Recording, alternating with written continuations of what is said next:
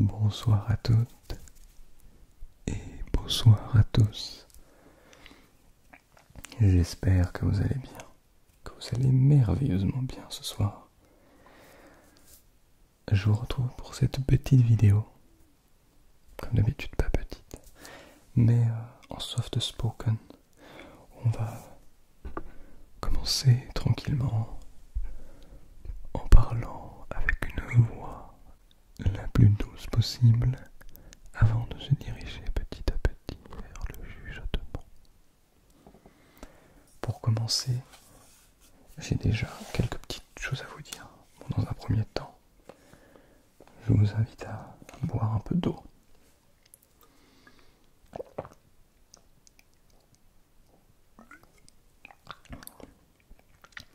Ça fait drôlement du bien. C'est très important de boire de l'eau, vraiment. Alors, je voulais juste préciser, YouTube a récemment qu'est-ce que je raconte ? YouTube a récemment activé une option dans les paramètres pour les créateurs et les créatrices de contenu qui met automatiquement des publicités sur la vidéo, sur nos vidéos. En fait, les publicités vont être mises de manière automatique. On n'aura pas la main mise dessus. Mais c'est une option qu'on peut désactiver sciemment. Chose qui, évidemment, qui est faite par moi-même et par une partie des créateurs et des créatrices de contenu en qui vous avez confiance. Cependant, un petit détail est à prendre en compte, c'est que toutes les vidéos, depuis cette mise à jour qui, je crois, a eu lieu il y a quelques semaines, toutes ces vidéos ont cette option activée naturellement.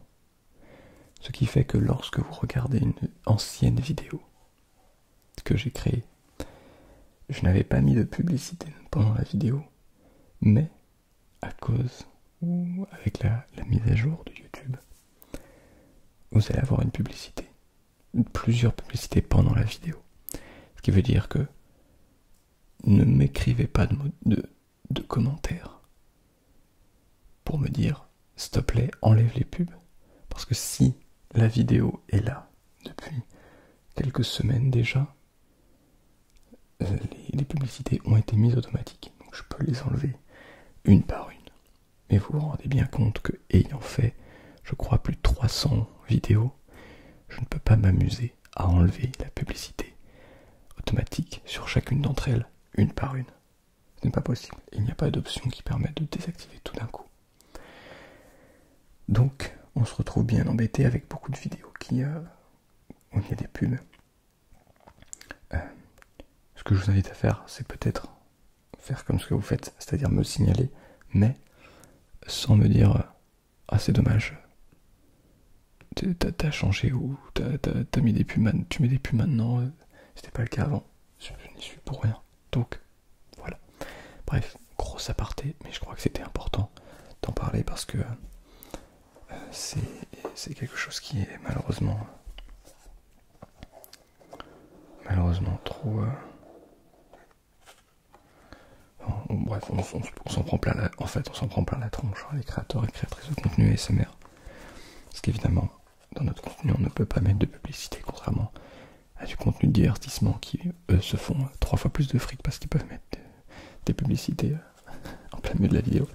C'est pas grave, c'est comme ça. J'aurais dû faire du divertissement si je voulais mettre des pubs, hein, c'est pas la question. Mais ce qui fait que nous, évidemment, on n'y est pour rien. Mais on s'en prend plein la tronche. Parce que on n'a pas désactivé les pubs. Bref, voilà. Petit aparté terminé. Et dernière chose, n'hésitez pas à regarder dans la description, je vous propose, ça fait une longue introduction, mais je crois que c'est important de parler un petit peu. Je vous propose du contenu personnalisé. Voilà. Je vous laisse regarder sur Tipeee. Vous pouvez avoir toutes les... Moi, j'ai proposé deux niveaux pour faire des vidéos personnalisées. Voilà, je vous laisse aller regarder dans la description. Vous aurez toutes les infos. Voilà. Et bien c'est parti pour la vidéo. On va ouvrir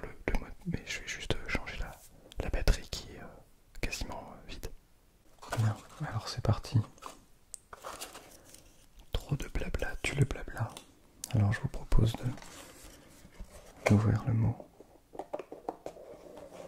Bon, de toute façon, cette vidéo, ça va du soft spoken au chuchotement. Donc l'idée c'est évidemment de parler, mais peut-être qu'il serait plus intéressant de prendre le temps. D'ailleurs, j'ai eu tous vos retours sur la vidéo ASMR Frisson et je remarque que vous adorez ça. Que ce soit un petit peu de soft spoken, très léger, hein, très très léger, mais un tout petit peu de soft spoken.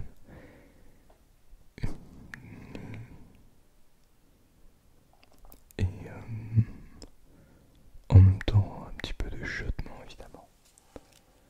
Mais surtout de prendre le temps.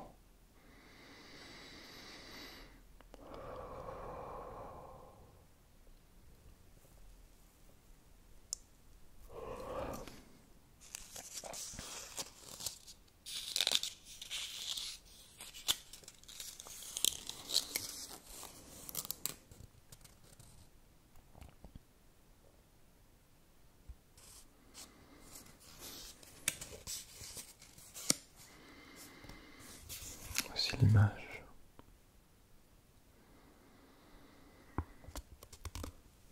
Fais preuve de gentillesse envers tous ceux que tu rencontres. Leur combat est peut-être plus dur que le tien. Fais preuve de gentillesse envers tous ceux que tu rencontres. Leur combat est peut-être plus dur que le tien. De Platon.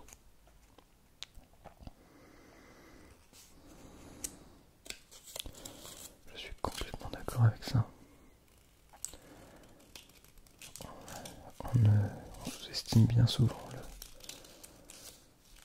le poids que les autres peuvent porter sur les épaules.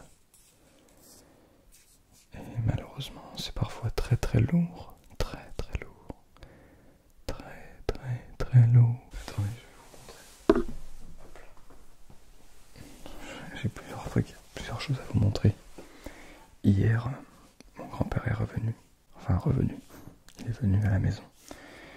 Et il m'a apporté plusieurs choses. Une première chose qui est ce téléphone. Alors, vous allez me dire pourquoi ok, un iPhone. Pourquoi il est arrivé, il me ramène un iPhone. Pour les plus anciens et les plus anciennes d'entre vous, peut-être que vous en souvenez.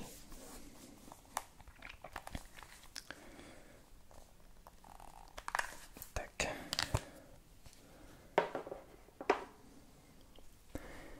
Avant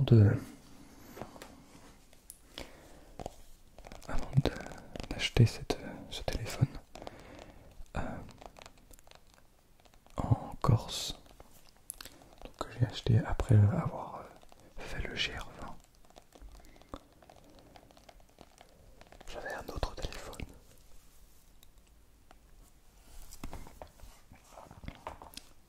Un téléphone qui s'est retrouvé malheureusement endommagé puisqu'il est tombé dans les toilettes alors que je me changeais. Ce téléphone est simplement tombé dans les toilettes. Bon, super, quelle histoire, bravo. Bref, ceci étant dit, c'était un iPhone reconditionné et ça faisait que... Voilà, qu'est-ce qui se passe? Ça faisait que le téléphone était tout simplement inutilisable. Voilà. Sur le trajet pour aller en Corse, il a complètement arrêté de fonctionner. Donc je m'en suis racheté un autre après, etc. Et j'ai donné, donc c'est celui-ci, je l'ai donné à mon grand-père pour que lui l'utilise. Enfin, le fasse réparer, s'il peut, il arrive à le faire réparer. Et le réutilise pour lui, voilà, c'est l'idée. Ça lui fait un téléphone pour pas cher, voilà. Donc il l'a fait réparer, il l'a utilisé. Et par la suite, il a racheté un téléphone. Et il a gardé celui-ci.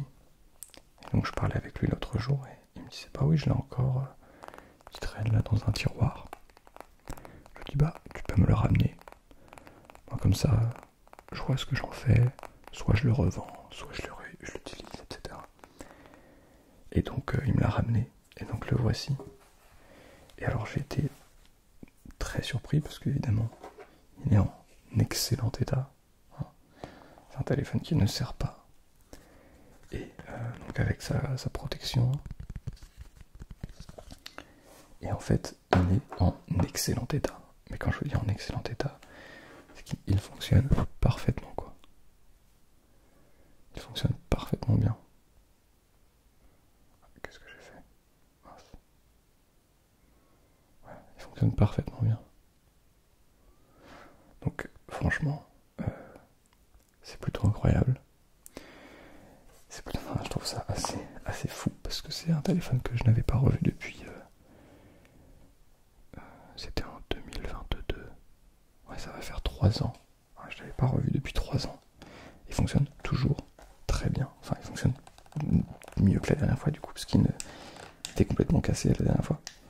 Et donc il fonctionne très bien. Et je voulais profiter de cette vidéo pour comparer un petit peu le son entre les deux téléphones qui sont ici. Alors vous allez me dire, ouais, le gars est riche. Il faut savoir que celui-ci est le téléphone le moins cher de la pomme.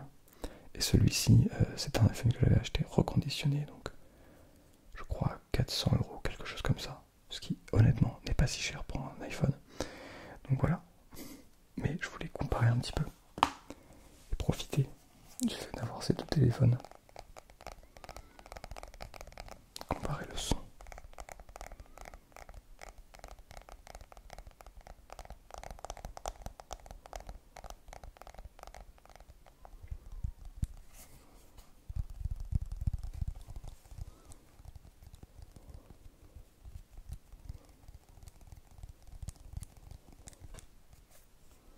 C'est quoi ça?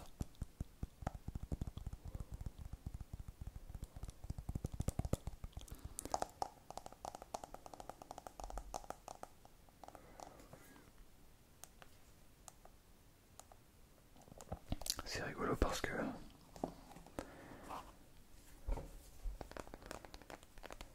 finalement, donc celui que j'utilisais au quotidien, celui-ci a plus vécu que celui-ci, alors qu'il est plus récent. C'est un petit peu comme si on faisait un bond dans le passé finalement. Ouais, je trouve ça rigolo.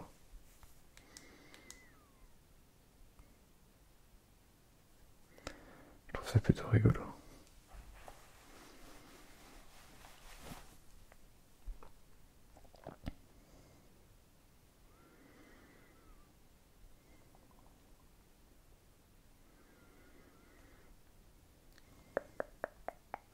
Je trouve ça plutôt rigolo.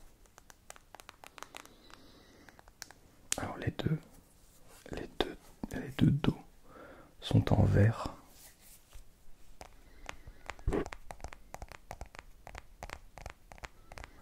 Les deux dos sont en vert. Alors l'un est blanc évidemment et l'autre est noir. Mais les deux sont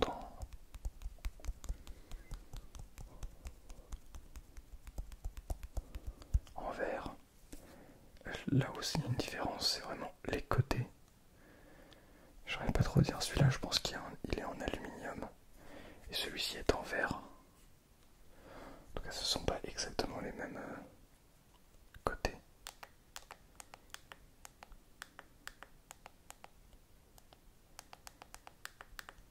Il y en a un qui a plus de jeux, l'iPhone XS a plus de jeux que l'autre. C'est le SE et le XS. La pression est quand même plus forte.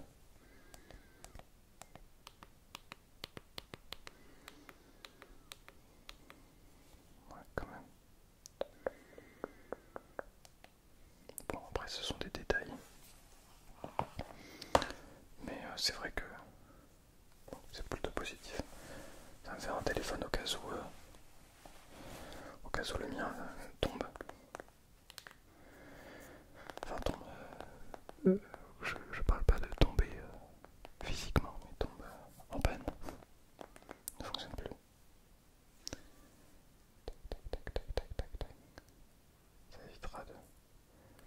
Ça permettra de faire du recyclage tout simplement.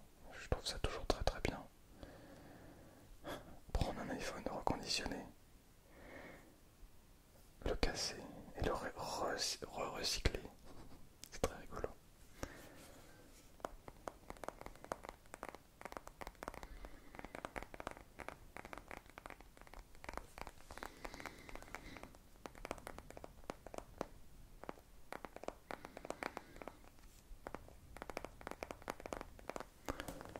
Bon, ça y est, on n'est plus du tout dans le soft spoken d'ailleurs.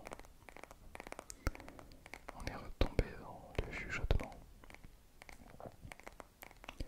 Mais je crois que beaucoup d'entre vous aiment le soft spoken au début de la vidéo.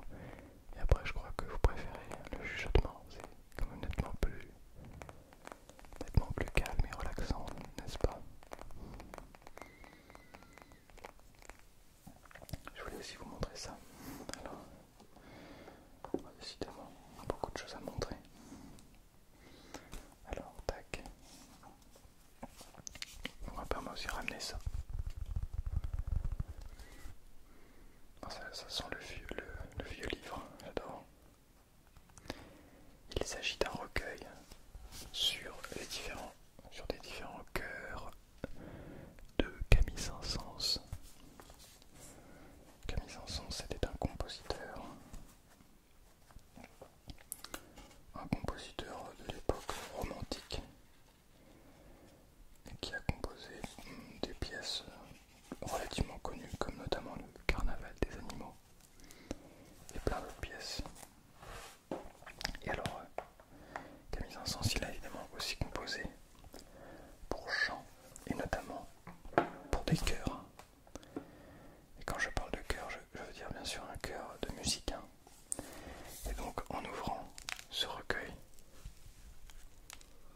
on tombe sur, je vous montre, on tombe sur des partitions, des petites partitions. Je trouve ça toujours très intéressant. Alors évidemment il y a plusieurs petits chœurs. Chœur de fileuse. Ah tiens, c'est un chœur du vaisseau fantôme de Richard Wagner.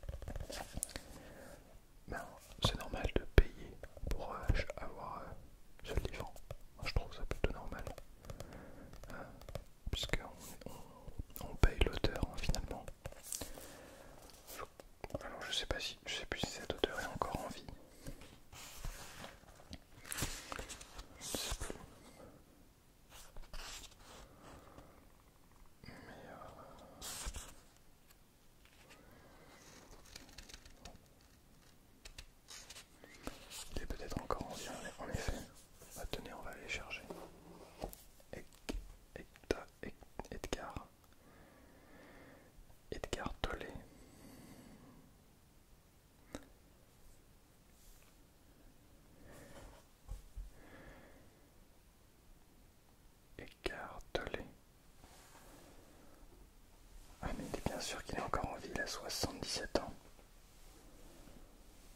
Il est d'origine allemande et il est canadien. Enfin, il est... Ah, ok, ben, il est encore en vie. Bah, écoutez, je n'étais même pas allé chercher. C'est rigolo. En tout cas, voilà. Écartolé. Eh bien, c'est normal de payer pour obtenir ce livre, comme c'est normal de payer une partition pour payer le compositeur ou la compositrice. Alors certains ou certaines sont déjà décédés, mais pour ce qui est des partitions de personnes vivantes, eh bien, il est toujours important de payer, je pense. Payer le travail de personnes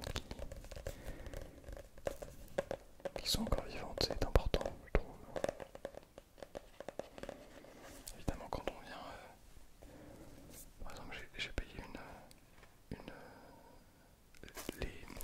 les suites pour violoncelle de Bach. Bon bah Bach étant déjà décédé depuis ça fait combien de temps? Voilà, ça va faire presque 300 ans. Ça fait pas loin de 300 ans. Ben, je crois qu'il y a... Bref. Ah, on paye pas... on paye plutôt pour la maison d'édition. Bref. Beaucoup de blabla.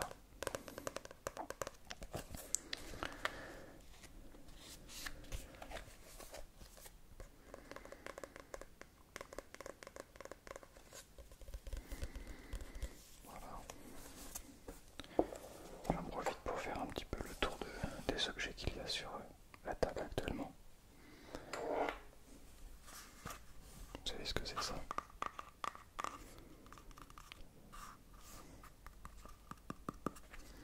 Attendez, je vais vous montrer sans le câble. Je trouve ça vraiment beau en fait.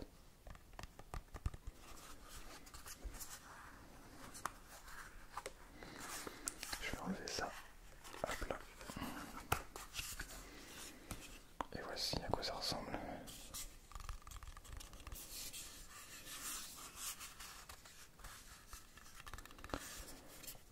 Il s'agit d'un disque dur externe.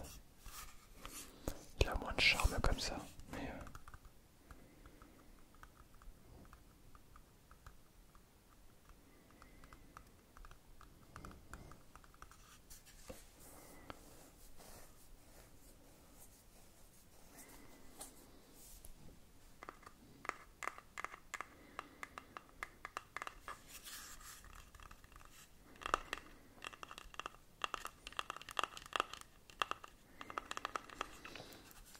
voilà, il s'agit d'un disque dur HDD de 5 Tera, 5 Teraoctets. Voilà. Vous allez me dire c'est beaucoup. Honnêtement, ça se remplit rapidement quand on ne fait pas le tri. Mais bon, je les trouve vraiment agréables. Ça fonctionne très bien et tout, franchement. Puis il y a cette protection orange qui donne un charme.